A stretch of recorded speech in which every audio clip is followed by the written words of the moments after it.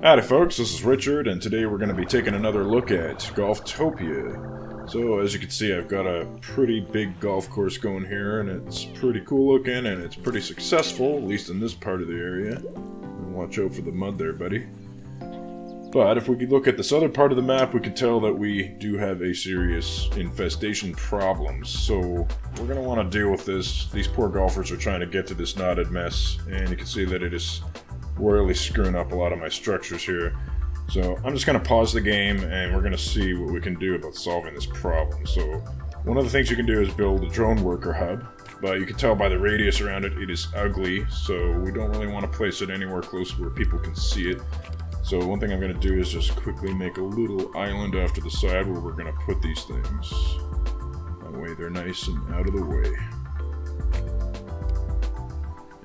Good, so we'll build a couple of these here,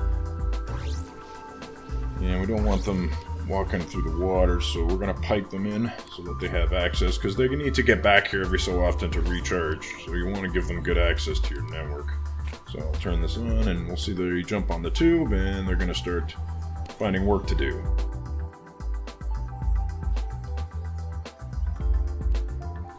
They also have other things they need to do, like restocking vending machines and recharging lights, so you don't really want to just rely on them exclusively to deal with the weeds. You can see that there's a couple coming over here to deal with this problem, but it's going to take a long time and it's going to be relatively slow going with just these workers. So another thing you can do is build turrets, and they're a much more effective way of keeping an area clean. So let's try building a couple of those.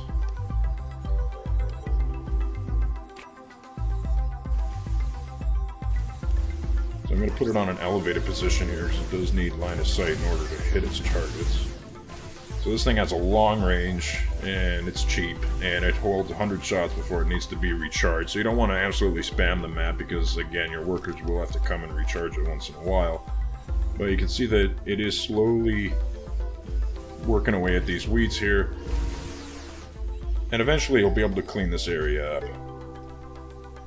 Now, turrets and workers are not the only way you can deal with weeds. There are a couple of other methods. So one thing you can do is cast orbital abilities. So these recharge over time, and there's a few different ones, but we're going to take a look at this de-weed bomb that you can cast. So you can pretty much say, I don't want any weeds here, and it'll destroy any of the weeds that are in that area. So you can see that the creep is slowly receding and these structures are coming back online.